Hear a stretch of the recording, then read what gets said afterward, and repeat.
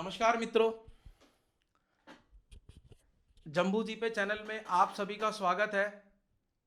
हमारे बीच में श्रीमान राम सिंह जी सामाजिक कार्यकर्ता हैं और आज हम चर्चा करने वाले हैं श्रीमान राम सिंह जी से संविधान में मौजूद कुछ कानूनों के विषय में, जिन पे आज समाज में एक डिबेट छिड़ा हुआ है।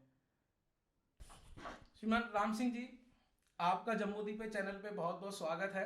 धन्यवाद।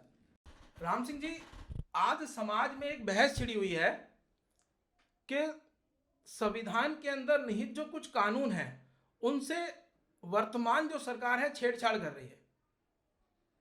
उन्हें कुछ समाज को ऐसा लग रहा है कि संविधान खतरे में आ गया है, संविधान को खत्म किया जा रहा है। बाबा साहब अंबेडकर जी ने जो संविधान बनाया था उसे खत्म किया जा रहा है, उसके अंदर आत्मा को कत्ल किया जा रहा है। इस विषय में आपका क्या विचार है? ठीक बात है, ऐसी चर्चा समाज में चल पड़ी है। पहले तो मैं स्पष्ट कर दूं कि संविधान और कॉन्स्टिट्यूशन दोनों अलग अलग धारणाएं हैं। कॉन्स्टिट्यूशन का अर्थ है विधान, हम बात करें संविधान की। विधान यानी कुछ एक निश्चित नियम, कुछ नियम कानून। लेकिन संविधान की जब हम बात करते हैं तो सबके लिए समान रूप से भाव रखने वाला संविधान। जब इसकी चर्चा आती है तो हमको एक बात ध्यान में रखना चाहिए कि संविधान यानी सबके लिए बराबर का अधिकार। ठीक, इस नाते से अब आपने कहा बाबा साहब अम्बेडकर का संविधान, 300 से अधिक लोग थे जिन्होंने संविधान की रचना में सहयोग किया। बाबा साहब उसकी हस्ताक्षर थे एक तरह से, लेकिन क्योंकि अध्यक्ष थे संविधान समिति के, तो इसलिए बाबा साहब का संविधान खतरे में नहीं है। अगर खतरे में था तो आपको ध्यान होगा कि 125 से के लगभग संविधान में अमेंडमेंट हो चुके हैं अब तक। और आपको जानकर आश्चर्य होगा, उसमें से 75 कानून ऐसे थे जिसके कारण से केवल वोट बैंक जुड़ा हुआ था, एक निश्चित समाज जुड़ा हुआ था जिसको केवल सहायता पहुंचानी होती थी। इस कारण से वो कानून लाए गए जिसके कारण से वोट मिल सके, सरकार बन सके। अभी आपने कहा कि संविधान के अंदर 125 अमेंडमेंट हो चुके हैं और उसमें से 75% सिर्फ वो अमेंडमेंट थे जो सिर्फ वोट बैंक की राजनीति के लिए किए गए और वो कुछ विशेष समाज को फायदा पहुंचाने के लिए किए गए। तो आप किस समाज की बात कर रहे हैं? उदाहरण के लिए अगर मुझे एक उदाहरण देना हो तो 1837 में शरीयत कानून अंग्रेजों ने बनाया। उस कानून में जब हमारा संविधान बनने लगा तो हमारे संविधान में ये तय किया गया कि भी कॉमन सिविल कोड होना चाहिए, सबके लिए बराबर के अधिकार होने चाहिए, क्योंकि नाम ही संविधान है जैसा कि। लेकिन उस समय के जो पंडित जवाहरलाल नेहरू थे उन्होंने एक बात पर जोर दिया कि नहीं भाई, समान आचार संहिता नहीं, इस्लाम के लोगों के लिए शरीयत अलग से और हिंदुओं के लिए हिंदू मैरिज एक्ट ऐसा लागू करो, ऐसा लिखो। यदि उस समय ही कॉमन सिविल कोड की जब बात हुई थी, उस समय ही सबको बराबरी का अधिकार होता तो ये समस्या उठती नहीं। लेकिन उस समय भी केवल एक विशेष लोगों को राहत पहुंचाने के लिए उन्होंने शरीयत एक्ट को लागू रखा। अभी आपने कहा कि कॉमन सिविल कोड, अभी तक तो सरकार की तरफ से ऐसा कोई बिल संसद के अंदर पेश नहीं किया गया है। लेकिन जो सरकार कह रही है कि अभी ऐसा कोई अमेंडमेंट नहीं किया जा रहा है, अभी उनकी तरफ से ऐसी कोई विचार नहीं है। लेकिन जो विपक्ष है इसके ऊपर हमलावर है जी। और जो मुसलमान समाज है हमारा, इस पे पहले से उन्होंने एक हो हल्ला कर दिया है कि हम इसे नहीं मानेंगे। मतलब उन्हें ऐसा सपने में आ गया है क्या कि ये अमेंडमेंट पास हो चुका है संविधान में। कि आपको क्या लगता है, इस पे आपके क्या विचार है? जो कॉमन सिविल कोड अभी संसद के अंदर पेश ही नहीं हुआ है, उस पे पहले से ही बहस छिड़ी हुई है समाज के अंदर।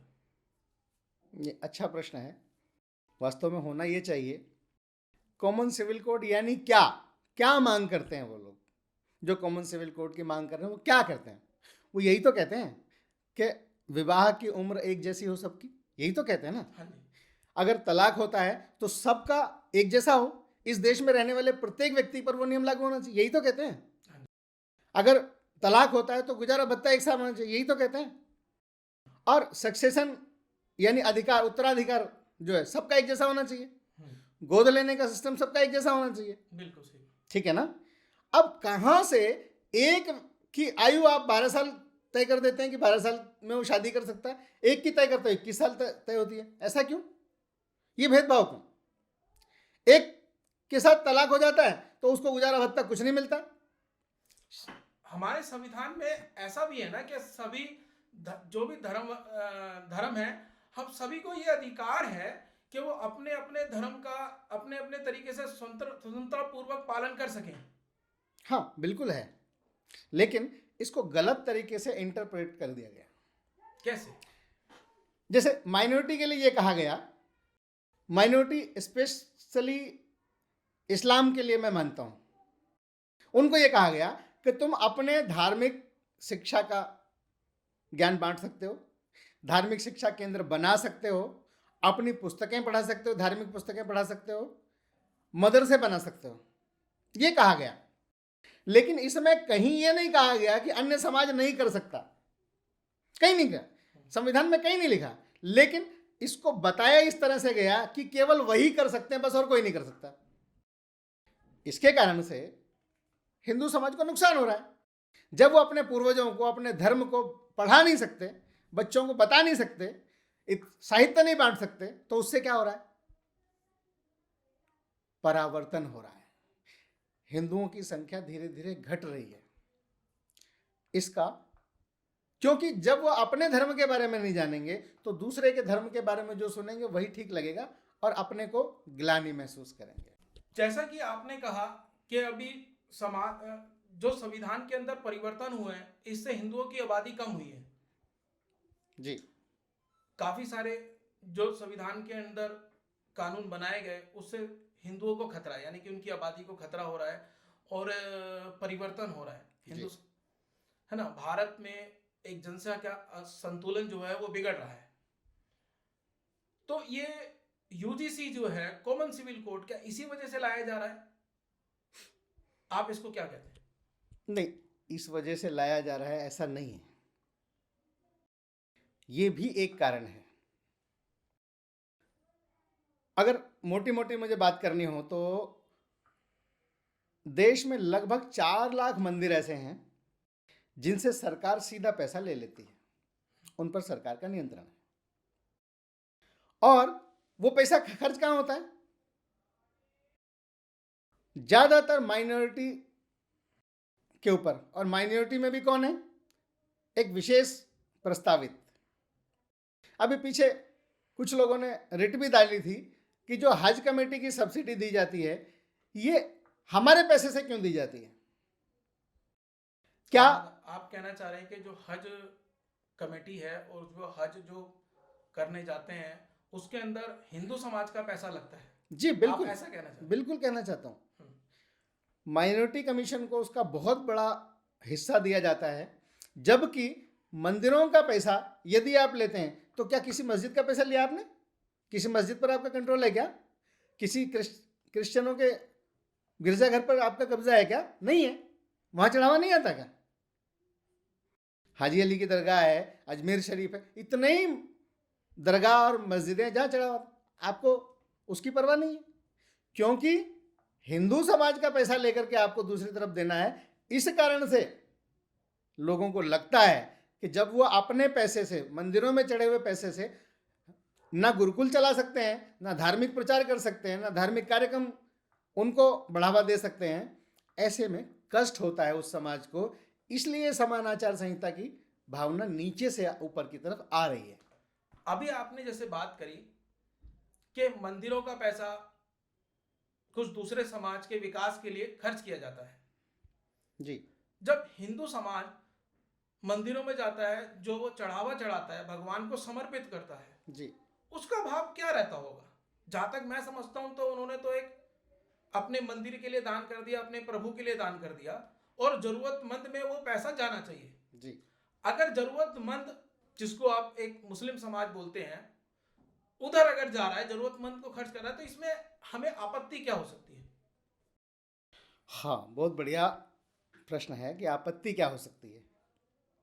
जो समाज आपत्ति, हमें का मतलब है हिंदू समाज को क्या आपत्ति हो सकती है? जैसे एक उदाहरण देना हो तो देश भर में मुअज्जिम और मौलवियों को तनख्वाह दी जा रही है। किस पैसे से दी जा रही है? जो माइनॉरिटी कमीशन को आता है उससे दी जा रही है। लेकिन देश भर में जिन उन 4 लाख मंदिरों से पैसा आता है, क्या उनके किसी पुजारी को, किसी सेवादार को उसमें से पैसा दिया जा रहा है क्या? ये संविधान की धारणा के खिलाफ नहीं है क्या?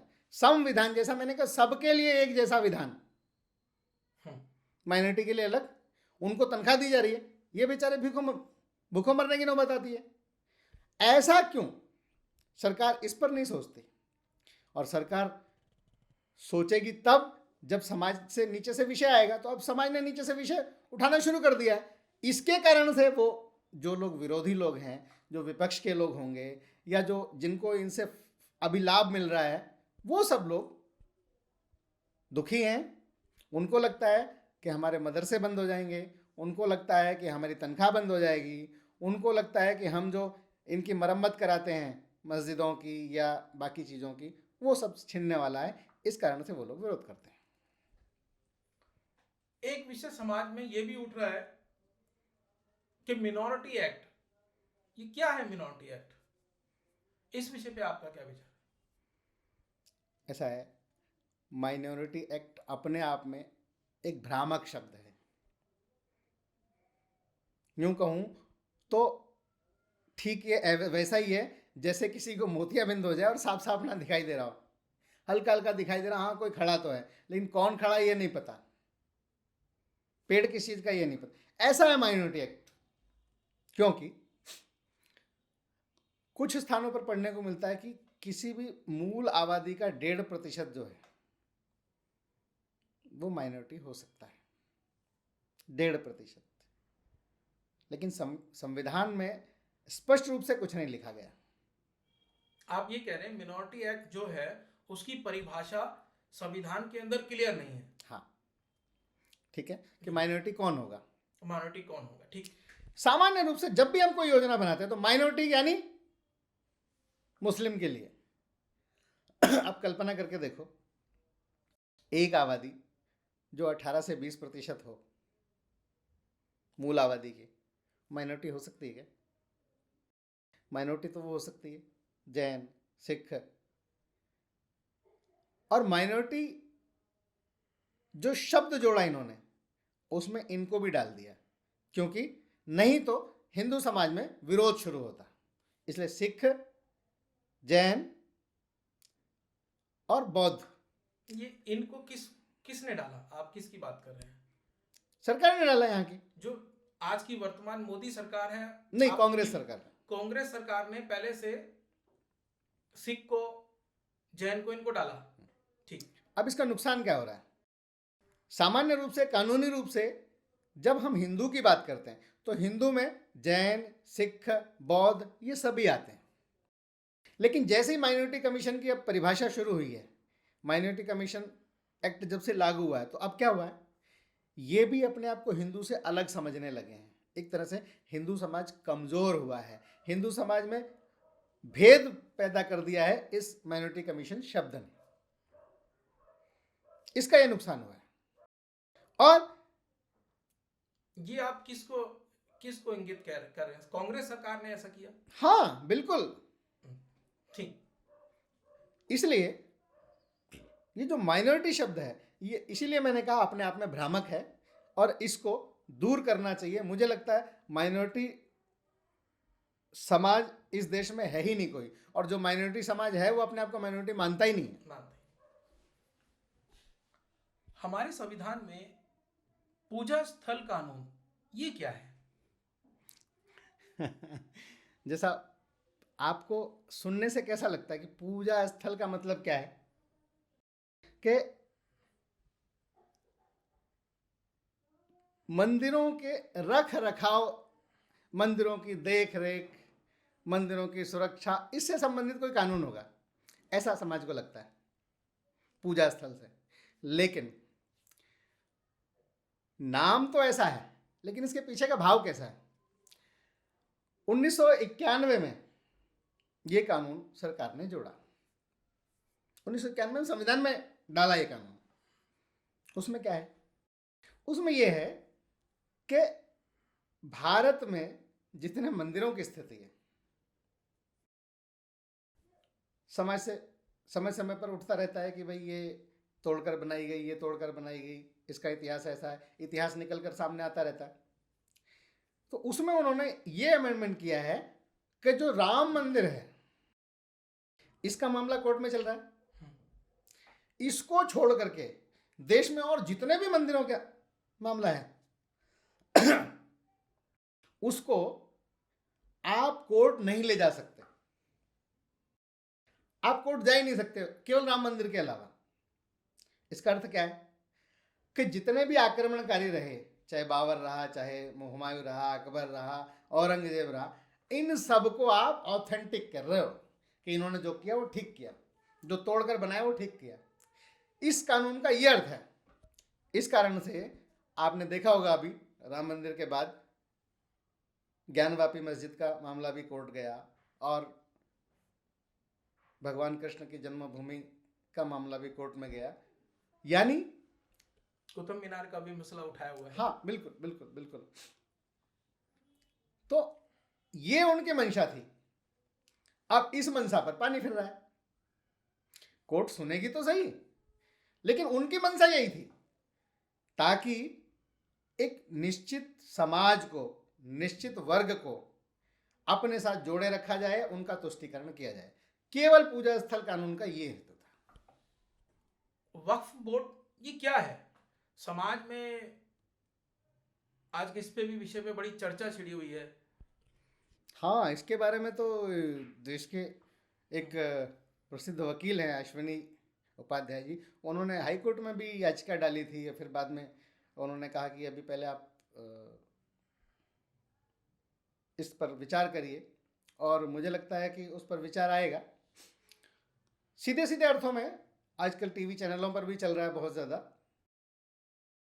वक्फ बोर्ड यानी ऐसा एक संगठन जिसको आपने सारी शक्तियां प्रदान कर दी, उसको न्यायपालिका से भी बड़ा बना दिया है, सुप्रीम कोर्ट से भी बड़ा बना दिया, सुप्रीम कोर्ट से भी बड़ा। हाँ, ये ब्रेकिंग न्यूज बन सकती है।